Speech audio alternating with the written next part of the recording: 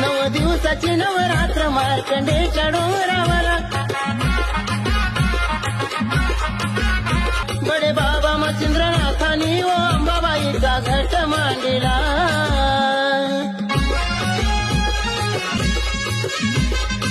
कशी मच्छिंद्रनाथाला ती पावली अंबाबाई घट मांडला नाथांनी काही सांगून वेलाई